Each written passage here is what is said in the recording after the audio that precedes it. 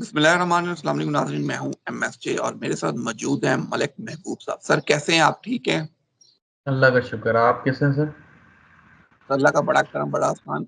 जिस तरह आपने बात की थी 15 के बाद राज फाश होना शुरू होंगे, राज तो फाश हो रहे हैं। हर रोज कोई ना कोई नया पटोरा बक्स तो खुल रहा है, चीजें सामने आ रही हैं। मतलब एक तरफ जुबैर साहब ने कहा नवाज शरीफ की मुलाकात हुई है, तो दूसरी तरफ मलिक अहमद खान साहब स्पीकर हैं पंजाब असम्बली के, वो आ गए, उन्होंने कहा नहीं जी कोई ऐसी मुलाकात नहीं हुई, जुबैर साहब झूठ बोल रहे हैं। मतलब अब आपस में ही लड़ना शुरू हो गया मुस्लिम लीग नून।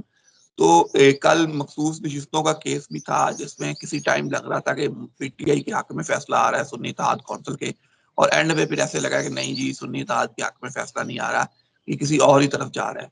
फिर उसमें तारीख पड़ गई। कैसे देखते हैं चीजों को? आ, शहजाद भाई, बात ये है कि ये चीज़ें तो मैंने आपको बहुत पहले से बताई थी कि ये कहीं ना कहीं ये जो आप रिजल्ट मतवक्के कर रहे थे, जैसे कि कल ये जो कोर्ट में केस लगा है, तो मैंने आपको क्या कहा था कि ये जो रिजल्ट आना है ना, ये ना इनके हक में आना है नून लीग के, ना ये पीटीआई के हक में आना है। ये कोई नया ही कोई रास्ता निकालेंगे। तो वही हुआ, उन्होंने अब क्या नई डेट दी है। अब ये नई डेट पे भी मुझे पता है ये लोग यही करेंगे कि कोई ऐसी बात कर देंगे कि जिसका कोई सर पैर नहीं होने वाला। तो अभी तो ऐसे ही हालात हैं, जब तक कि खान साहब किसी डायलॉग पर नहीं आएंगे ना, या आप ज़हन में रखिएगा, ये चीज़ें आगे नहीं बढ़ने वाली। ये कुछ ना कुछ, कोई ना कोई नई बात निकालेंगे और इन केसेस को डिले कर सकते हैं। अब आप ये बोलेंगे अदालतें जानबूझ के कर रही, नहीं जी, ऐसा कुछ भी नहीं हो रहा। अदालतें जो डिटेल्स ढूंढ रही हैं वो उनको नहीं मिल रही, और कहीं ना कहीं इस वजह से ये चीज़ें डिले हो रही हैं। तो मुझे ऐसा लगता है कि अगर खान साहब डायलॉग पर आ जाएं तो इनके काफ़ी मसले हल हो जाएंगे, क्योंकि कहीं ना कहीं गवर्नमेंट इनको बैक कर रही है, खान साहब को। तो यही वजूहात है कि जो केस में जो सबूत चाहिए होते हैं, या केस में जो बोलते हैं ना डिटेल्स या डेटा चाहिए होता है, वो अवेलेबल नहीं है, जिसकी वजह से अदालतें डिले कर जाती हैं। सर अभी आपने मुज़ाकरात की बात की, खान साहब मुज़ाकरात के पे आ जाएं। वो तो उन्होंने इख्तियार महमूद अचकज़ई साहब को दे दिया है कि महमूद अचकज़ई साहब बात करें, अगर वो कोई बात करेंगे हम तक पहुंचेगी तो हम मुज़ाकरात करेंगे।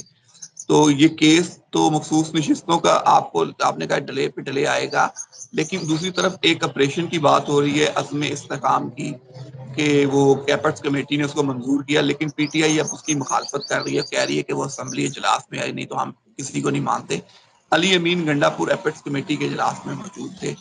क्या देखते अली अमीन गंडापुर साहब को? क्या वो दोनों साइड पे खेल रहे हैं, पिच की दोनों साइड पे, मतलब तरीके इंसाफ के साथ भी हैं और किसी और के साथ भी हैं?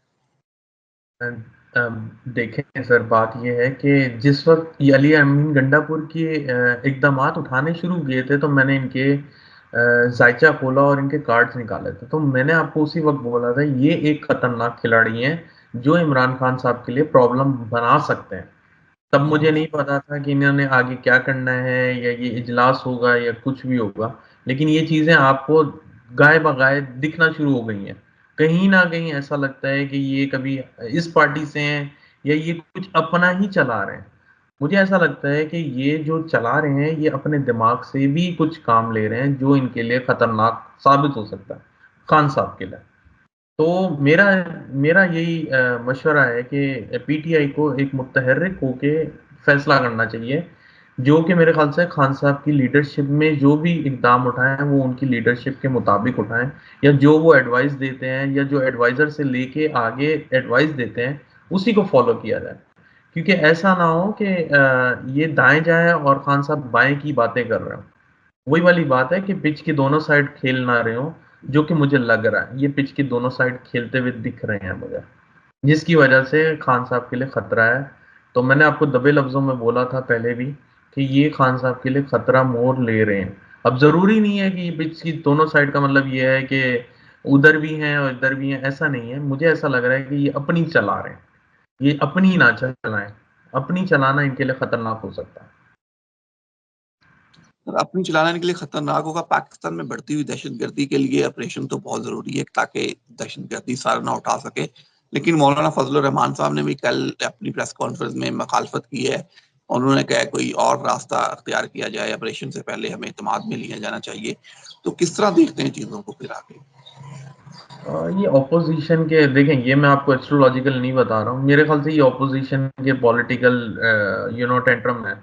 ये ऐसा कुछ ये नहीं है कि ये एतमाद में नहीं लिया तो ये मेरे ख्याल से मुल्क के लिए, मुझे जहां तक लगता है कि ये मुल्क के लिए ऑपरेशन करना चाहिए, क्योंकि दहशतगर्दी के हालात हैं।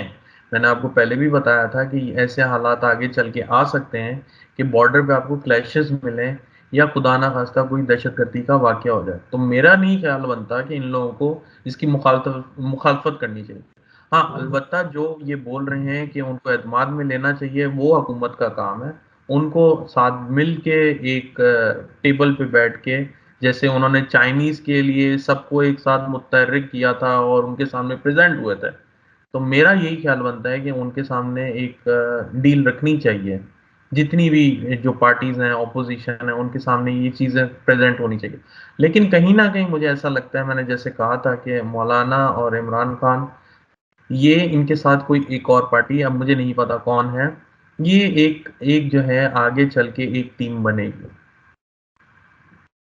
बिल्कुल सर, जिस तरह आपने ये पहले भी कहा है कि एक टीम बनेगी। एक हमारे सारिफ हैं, हमारे व्यूवर्स हैं, देखने वाले, उनका सवाल है कि चौधरी परवेज लाई साहब गायब हैं स्क्रीन से, क्या वो इमरान खान के साथ है कि उन्हें छोड़ गए हैं? किस तरह देखते हैं चौधरी परवेज लाई साहब को, क्योंकि वो बिल्कुल ही मंजर से गायब हैं जब से उनकी जमानत हुई है?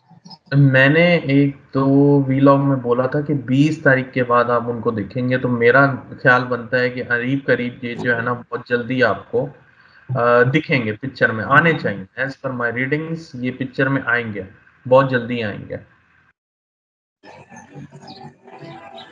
तो फिर आपको उनकी रीडिंग नजर नहीं आई तो वो इमरान खान के साथ ही हैं कि कहीं चौधरी साहब ने वैसे ही खामोशी इख्तियार की हुई है? मेरे ख्याल से उन्होंने खामोशी इख्तियार की हुई है, ऐसा कुछ भी नहीं है कि वो साथ में नहीं है, वो साथ में ही है। लेकिन कभी कभी कोई पिक्चर से आउट होने का कुछ और भी राज हो सकता है। मुझे ऐसा लगता है कि ये जल्दी आपके सामने राज खोलेंगे, कोई नया ही। शाह महमूद कुरैशी साहब की रिहाई देख रहे हैं? पॉसिबल है कि अब उनकी रिहाई इन अगले 10-15 दिन में हो जाए? 10-15 दिन में नहीं, लेकिन मुझे ऐसा लगता है कि इनकी रिहाई अनकरीब हो जाएगी, महीना सवा में होनी चाहिए इनकी रिहाई। सर वैसे ही एस्ट्रोलॉजिकली थोड़े हट के आपसे पूछना चाहूंगा कि अगर आपने मुज़ाकरात करने हैं खान साहब के साथ, तो लगता नहीं है कि नायब कप्तान को बाहर होना चाहिए शाह महमूद कुरैशी को, ताकि मुज़ाकरात की राह हमवार हो सके?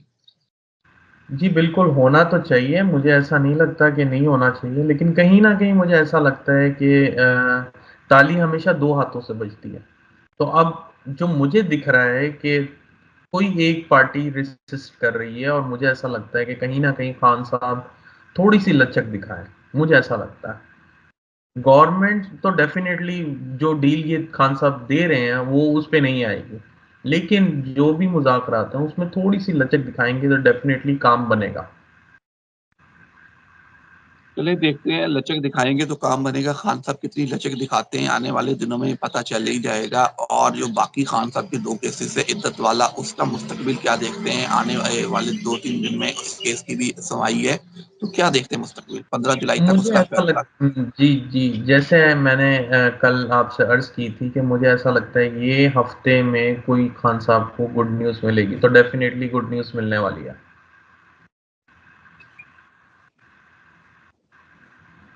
मतलब हम आने वालों को ये बता दें कि इस हफ्ते में खान साहब के लिए कोई अच्छी खबर आने वाली है? जी, बिल्कुल, ऐसे ही है। इस हफ़्ते में खान साहब के लिए कोई अच्छी खबर आएगी।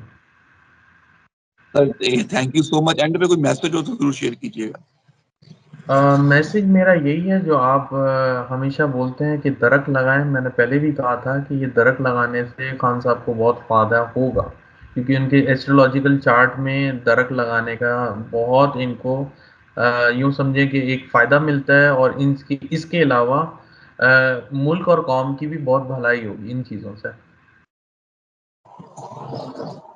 बिल्कुल सर, दरख्त लगाने चाहिए। जितने दरख्त लगाएंगे उतना ही ये गर्मी जो है, वेदर क्लाइमेट चेंज हुआ है, उससे हम बच सकते हैं, आने वाली नस्लें हमारी बच सकती हैं। Sir thank you so much. मुझे और मलिक महबूब साहब को दीजिए इजाज़त।